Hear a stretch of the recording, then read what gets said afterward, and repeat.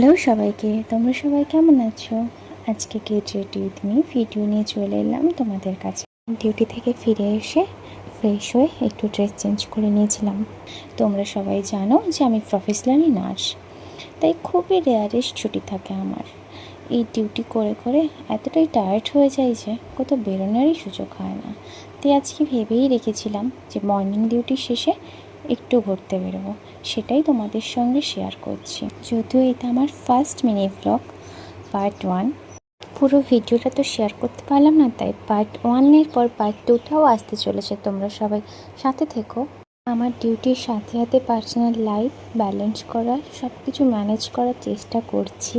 আমার life experience and stories share করার চেষ্টা করছি। তোমরা অনেক ভালোবাসা দিচ্ছ, এভাবেই তোমরা আমার কাছে থেকো, আমার মনের জোর বাড়িয়ে দাও।